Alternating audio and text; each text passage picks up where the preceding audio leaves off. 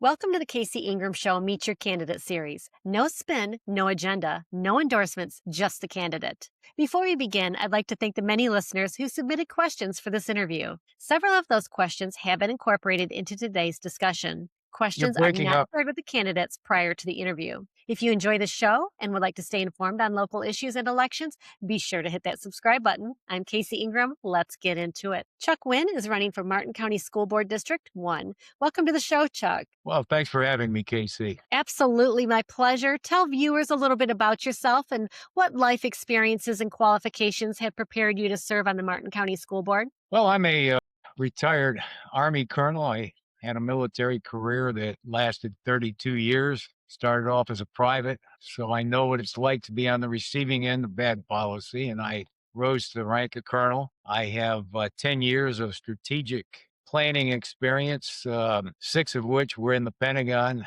2.5 years were in Korea doing their war plans over there. I have 4 years as an associate professor at Tuskegee University. I was an associate professor of military science and the vice chairman of an academic department responsible for the development of curriculum. And I also have 4 years of installation master planning experience. And I have 14 years earlier in my career as a training manager of units ranging in size from 50 to 650 personnel. Chuck, did your children attend or do they currently attend Martin County Public Schools? If so, how has that experience shaped your views on public education? Well, I don't have any children with association with the Martin County schools, but that's not really relevant to my concern for the safety of our schools. As you know, I have been an advocate for over 7 years of implementing the Florida Schools Guardian Program that was established by the legislature in 2018 originally, and then expanded in 2019 in the aftermath of the Marjorie Stoneham Douglas school shooting massacre. And the program authorizes school districts to authorize teachers and staff who volunteer and undergo a very thorough psychological screening and vetting and then complete a 144-hour course, intensive training course conducted by law enforcement. They're allowed to be armed and respond to a school shooting. Now, to dispel the spurious rumors that get spread around, it doesn't authorize teachers to pack heat. They don't go to school armed every day. The way I would envision this emergency being implemented, the firearms and the ammunition and the vests that identify them as guardians to external law enforcement who arrive on the scene would be stored in a wall safe that would be palm activated. Might take a minute or so to get the weapons and to get to the site, but it's a lot quicker than waiting for external law enforcement to arrive. And our school campuses are just too big for one full-time school resource officer or SRO to cover. Now, don't be wrong. We have a very well-trained law enforcement agency at the county and city level, and we have outstanding school resource officers. It's just that you need the augmentation by essentially a reserve force of guardians. It's just too cost prohibitive to add enough personnel to adequately cover these campuses as large as they are. Have you ever walked from one end of Martin County High School to the other, or J.D. Parker to the other? I have. Unless the incident happened exactly where that SRO happened to be, it could take just as long for the SRO to respond as external law enforcement could.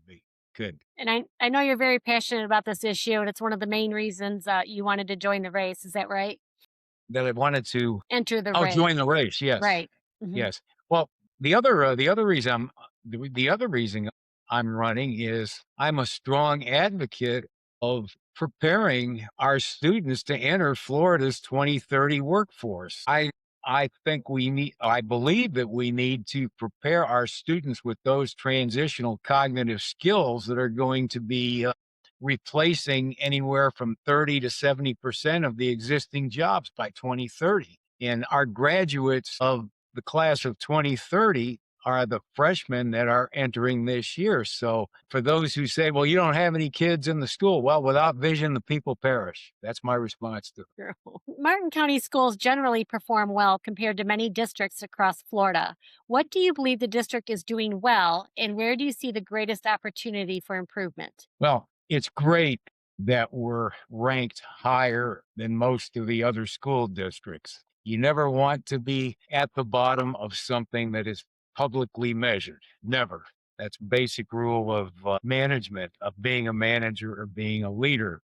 But when we evaluate how effective our schools are, we have to look underneath the surface of those letter grades. The school ratings are based on a combined score that is assembled from 6 metrics, and these metrics measure student performance in reading, math, science, and social studies. The other metric is high school graduation rates, and then accelerated success, which would be those who go on to dual diploma degrees when they graduate. So some even do as well as being able to have an associate's degree in addition to a high school diploma simultaneously. Now, what you have to understand though is an A rating. What percentage would you think or an A rating would be of all these 6 metrics that are combined? You'd think it'd be in the 90s, right about 90 to 100 for an A rating. You would At think? the elementary school, you have to have 62%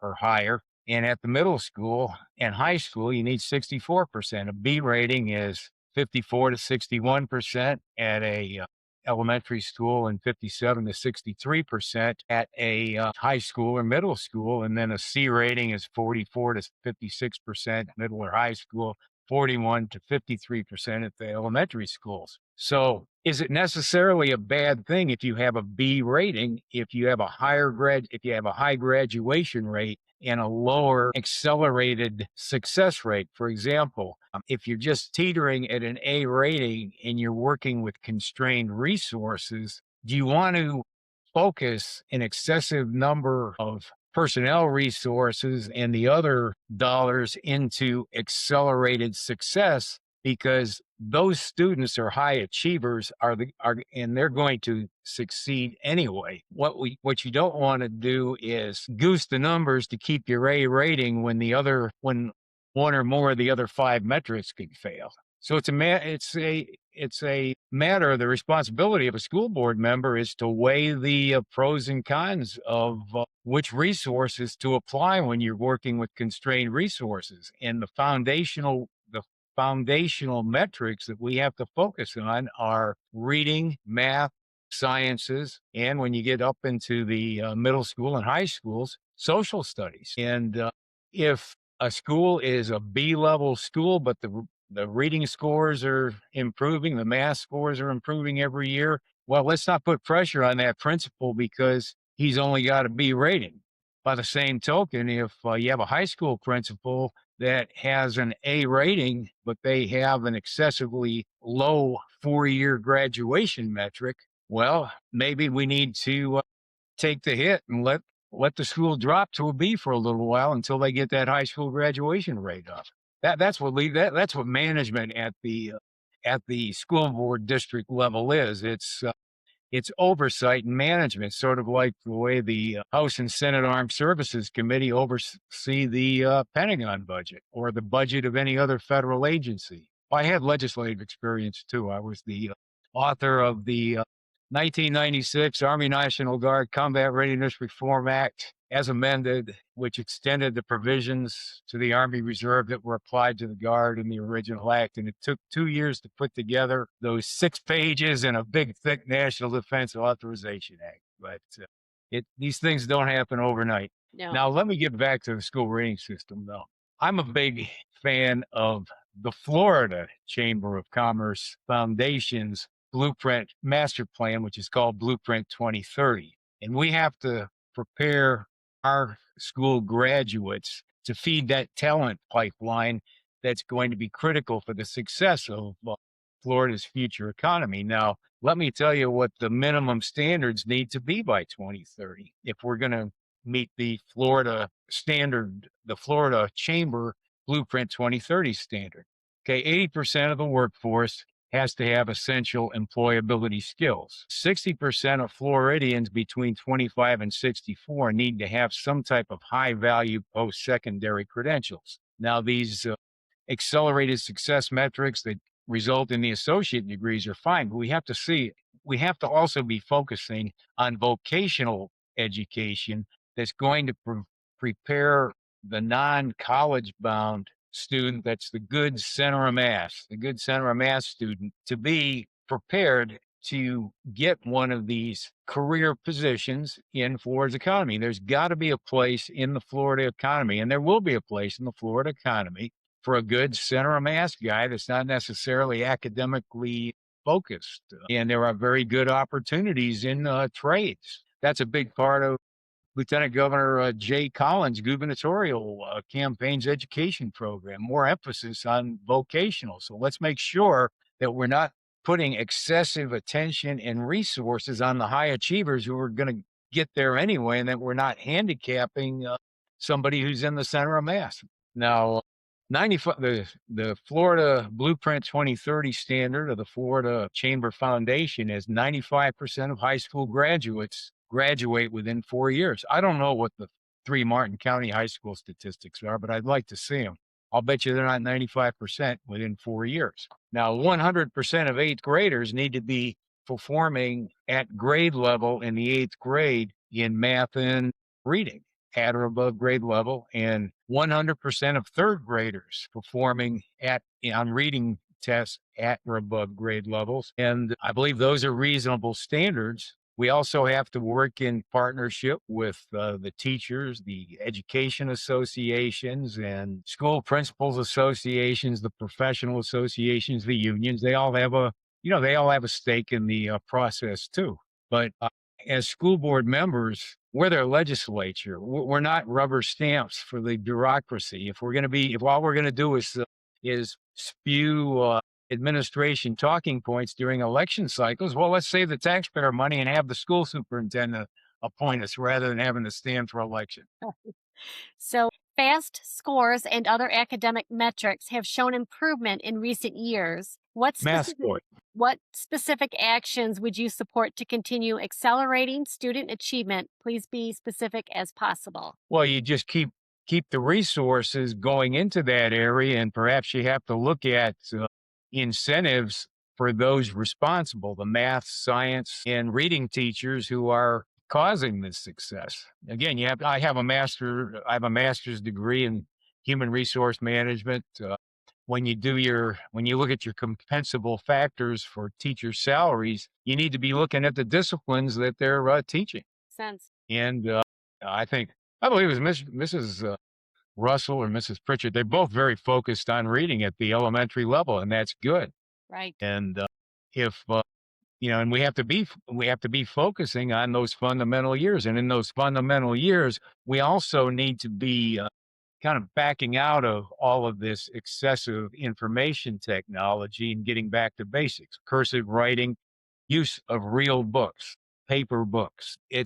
Many studies have shown that failure to introduce kids to hard text causes them to have deficiencies in critical thinking and research skills. Let them learn how to use real maps too. Once they have mastered how to use a book, how to use an index, how to use a table of context, how to read at their grade level by the time they're in the 5th or 6th grade, then you can start the information technologies and focusing on assigning them lessons over the internet. So you're less screen time, more paper time. Well, for the fundamental years, and there are certain work skills and life skills these kids need to be taught, and it can be integrated into the appropriate subject. For example, I learned how to write checks in math problem solving textbooks when I think I was in the 6th or 7th grade. They taught you how to write checks and how to balance checkbooks. I don't think that's done anymore. But one of the problems I think you have so many young couples with marital stress is because they do everything on an app on a phone.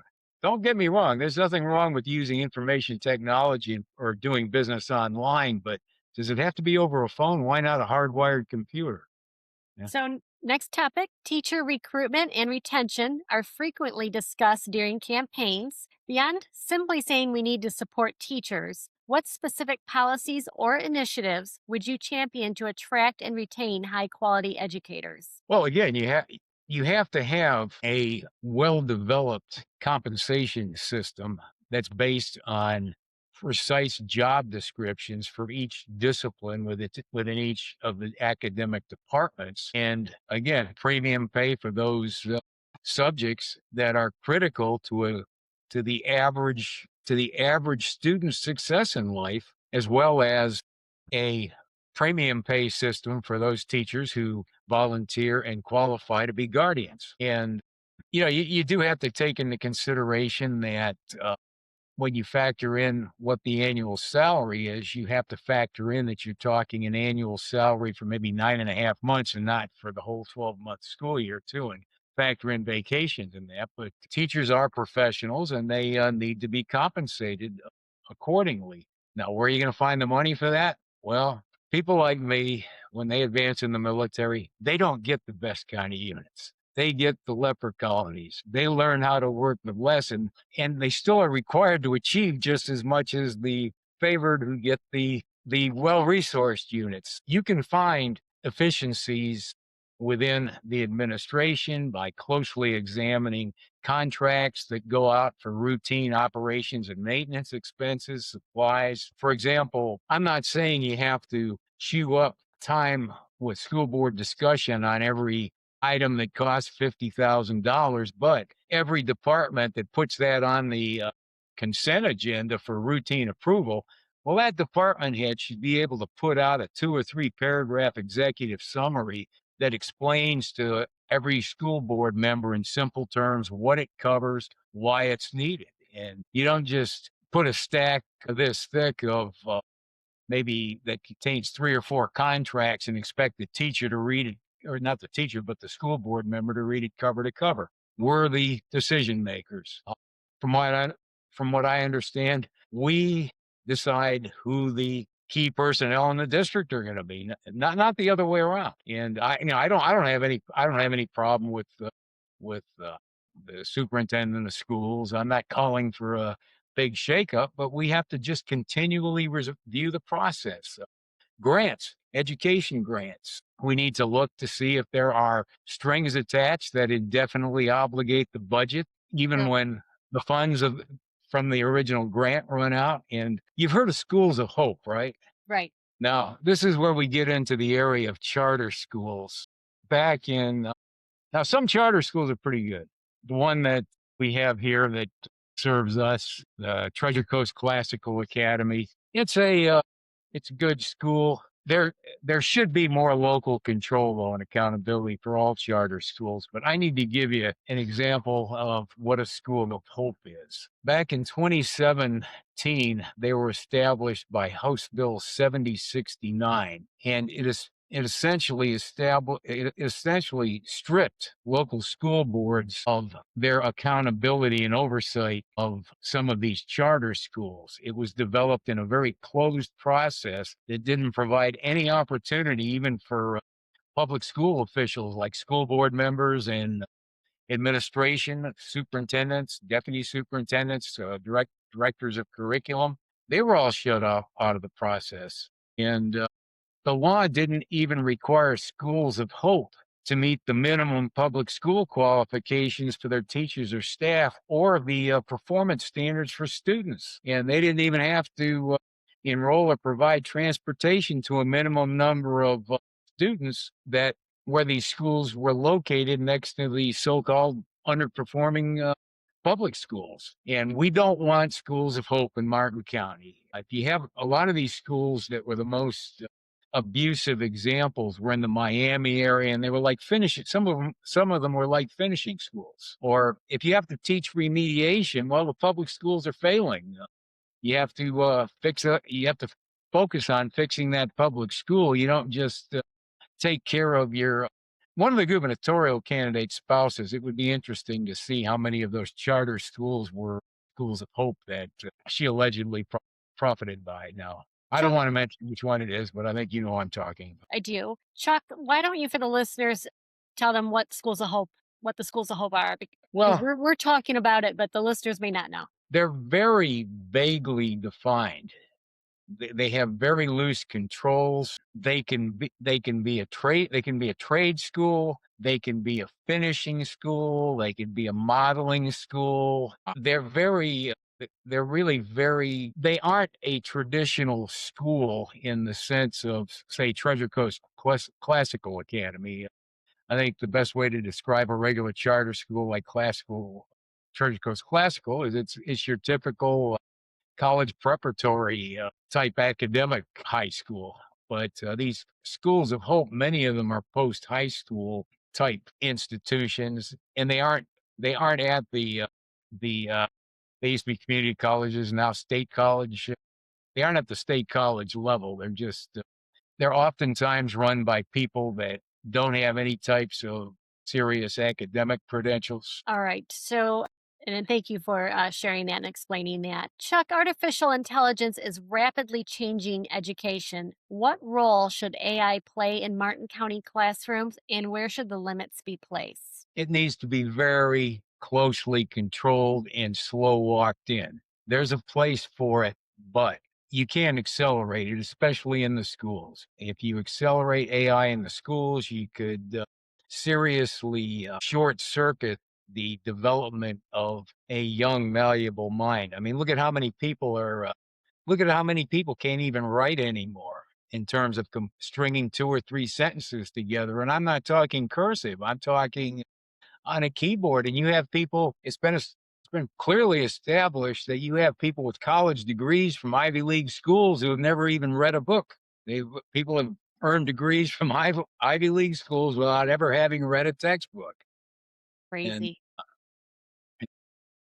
So, aside from the Guardian program, are there any other additional measures you would support to improve student and staff safety? well, but what I would really want to focus on is integrating basic integrity values and ethical standards, following the golden rule, the dignity of the individual, the respect for the property and rights of others, respect for the rule of law. And these themes can be integrated into other subjects. So this would have to be accomplished through a thorough review of the texts that are used at the elementary and primarily the elementary and the middle school level. And you would use that as a criteria when you order your textbook, and you would also implement it through policy. So many hours that would have to be taught in those particular areas. And you would also want to include the respect for and toleration of other people who are different without excessively focusing on the details of why they're different or trying to indoctrinate people into other lifestyles. Did Should that Well, go ahead. But I think those are my three main priorities: the school guardian program and implementing those transitional skills, focusing on the high school levels, but focusing on those foundational reading, math, and sciences in the elementary through middle school levels, which are the basis, the foundation for those transitional cognitive skills they're going to need for those 2030 Florida economy jobs and beyond. Right. And Right. then the final ethical and integrity. It's something that would probably take 4 years. It'll take 4 years to implement, but you need somebody with a specialized focus, and especially that Guardian program. I think one of the problems with our county being behind the majority of counties in the state in not implementing the Guardian program is you haven't had the in-house expertise on the board of somebody that understands the technical details of how an emergency response plan would be developed and be implemented. And I can provide that expertise. And hey, at the end of my 4 years, I've done my job, especially when we have students that are able to go out and get good jobs that are going to replace anywhere from 50 to 70% of the existing jobs in the economy now. I mean, those manual jobs in warehousing, those aren't going to be there in 2030 anymore. They're Right. all I going to. know it. That AI. You asked about AI. Well, there's going to be a requirement for them to have some basic AI, like Chat GPT, but we don't need to accelerate it. Just look what's happening with how they're trying to fast track these data centers. Right. I was just concerned about the potential threat to the power grid and never realized the other aspects, like even potential health and quality of life issues. I thought it was just a matter of, oh, they're going to overload the power grid and we're going to have brownouts. But no, it's way beyond that. And that's what happens when you needlessly try to accelerate a technology. Now, do we need to accelerate it for military purposes? Yes, we have nice barren terrain out west to put those kind of data centers in. You don't need to put them here in Florida. We can wait until the pack plant technology is developed that is supposed to accompany these AI developments. You know what a pack plant is? It's like a self-contained mini nuclear reactor Okay. All right. No, I didn't know that. that is supposed to power the data center. Not they're not supposed to suck all the power out of the existing power grid that keeps everything else going. Okay. Okay. Another question on the school district. How should the district balance parental rights with the judgment of education professionals? Well, there are certain subject areas, especially at the elementary level and middle school level, that it's the parent's responsibility. Health issues, if there's evidence of abuse, yes, the school has to intervene. If there's clear cut evidence of abuse, solid evidence. Uh, what specifically do you have in mind? Are you Now, specifically, sometimes a parent might think that, they have a different, maybe a discipline protocol, or maybe a religious view, or maybe a social view that's well, different from what the school is well, teaching at the time. How do you balance what's well, being when it taught? comes to discipline, there are part of the problem that caused the situation at Marjorie Stoneman Douglas and the place up in New England. I can't even think of the name, but you don't automatically mainstream a severe disciplinary problem. You make every effort possible, but there's a point where you have to take them out of the mainstream and segregate them in special schools. There are certain types of subjects, say for example, sex education. Yes, in the high schools, you can teach sex education in the high schools as long as parents are given the option of the an opt-out option for their kids. And you don't want Planned Parenthood to come into the high schools and do it. You don't want to use abortion as a means, teach abortion as a means of birth control. There are limits there are certain limits you place on those things, and you can have a balance between parental rights and the obligation and the responsibility of the schools. And you don't do anything. You don't excessively accommodate off the wall values. You don't share bathrooms between genders. You don't you maintain full transparency to the public. You don't hide behind non-existent you keep the public informed. Like if I'm elected, you'll have monthly District 1 meetings with me. I'm sure I can get Jensen Beach High School to give me some place to meet once a month with interested people in District 1. There is no prohibition against me going out and discussing a policy issue that my colleagues might be voting on, even if all of them can't hear me. That's a myth. That's a misapplication of the previous law. And even if that was a valid law, it no longer exists as of today. The School Board Members' Bill of Rights just came into effect. July And 1st, you're right. I contend that the the incumbent school board attorney's misapplication of the previous sunshine law enabled incumbent school board members to evade having to face the public in multiple elections because they hid behind that non-existent prohibition about discussing policy issues in public forums that they don't control. Right. Next topic. Library books and instructional materials continue to be a topic of debate throughout Florida. What I'm standards sorry, should be, instructional material. yeah, and library books? What standards should be used when determining whether the materials remain in the school, and where do you believe a line should be drawn? Well, age appropriateness is one thing. You have to look at each book, and you have to look at what grade level it's intended for. If it's in a school library, there are certain books that are just they may be appropriate for high school. They're totally inappropriate for an elementary school or a middle school. And there should be parental input into it. If a book's available, it's not censorship. It's just ensuring that material that kids have access to on the campus is appropriate for whatever age level they're at. And I think I'll give credit to the existing school board majority. They've done a pretty good job in that area. So, the Matt Theobald matter generated significant public attention and strong opinions throughout Martin County.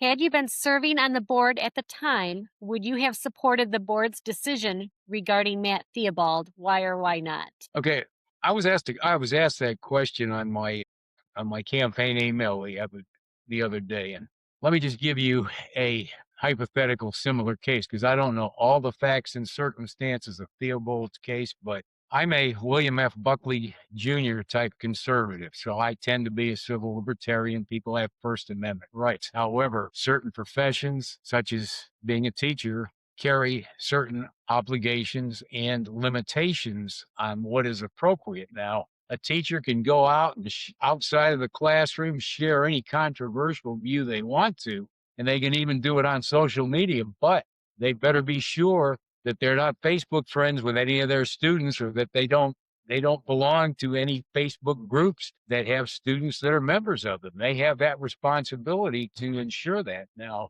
I've read different accounts of Theobald's case, and my understanding was that he had made a post defending his mother or something.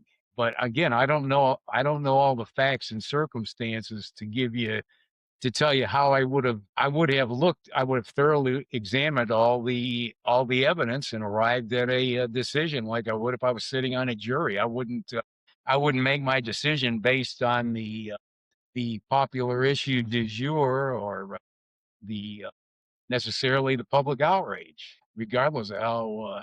I mean, if the guy made a public comment somewhere that's ridiculous or totally unacceptable in polite company, well, if he didn't do it in the classroom, if he didn't do it with the intent of influencing students, I would tend to go on the side of the First Amendment. However, if it was done either directly or indirectly in an attempt to influence students, then there would be there should be some type of consequence. Not necessarily total expulsion, but at least a suspension without pay. I have not looked at the personnel policy manuals for the district. I don't know what's in place now, but that is one of the first things I would look at, though.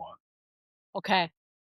So, the renovated Martin County High School pool is a significant community asset. Do you believe it should be opened more broadly for affordable swim lessons, recreational swimming, and community access? And if so, how would you balance community use with student programs, and how should those costs be funded? It's a way to generate revenue for the school districts, charging a nominal fee for non-students to use them. Now, you know, a subject came up at that Hope Sound forum about how to use unused or vacant school facilities. Well, make those incubators for practicing those transitional cognitive schools in partnership with, make them incubators in partnership with some of the local businesses and perhaps IRSC.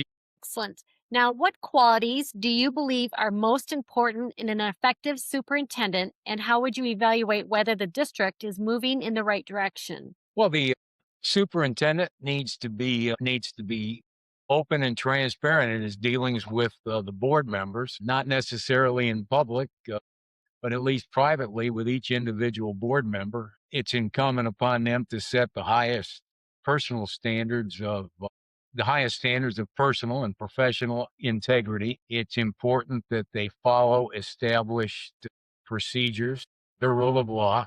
They set the example professionally for the district administration and for the educators. The superintendent needs to have some education experience. This Superintendent needs to have good management skills in terms of planning and organizing. The rule of law standards. You have policies in effect, good management policies in effect that are followed, that provide for upward mobility, promotions, or for handling disciplinary matters that have to be consistently and equitably applied. And I said before that the superintendent needs to be open and candid and transparent in his dealings with each individual member and collectively with the public. But there are certain issues that are restricted by law regarding the privacy of students and staff when it comes to internal disciplinary matters that don't involve the courts. So you have to weigh those into consideration too. Now, how would you evaluate whether the district is moving in the right direction? Well, you have to look beneath the grades of the school ratings to make sure that the limited resources are focused on the right priorities. For example, you don't just say, "Hey, this is great. We have all these A schools." You have to look beneath that A grade to make sure that A grade isn't coming at the expense of a neglected area because the high areas are balancing it out. So, looking That ahead 4 years, what would success look like for the Martin County schools in your eyes? You would have a fully implemented Guardian program that was regularly exercising. It would be regularly exercised, and you would have an emergency response plan at each individual school. You would have an individual response plan tailored to each school that would be exercised at least twice a year, that would include all the guardians, the school resource officers, and external law enforcement. I don't even know if they've ever done a time study to see how much time it takes for external law enforcement to arrive at each of the 16 schools. But within 4 years, I would want to see a fully implemented guardian program. I would want to see a very strong partnership between the businesses, not necessarily the leadership of CPAC, but the businesses of Martin County. And I would like to see a metric established that track the job placement of our high school graduates within the year of their graduation, that go for those who go directly into the workforce. And I would want to see some really good vocational apprenticeship programs established that feed that Florida Chamber Foundation's vision, first pillar talent pipeline, feeding that talent pipeline. We need to get some strong, very good vocational programs that make employers come to the high school to place students. That would be a measure of success for me.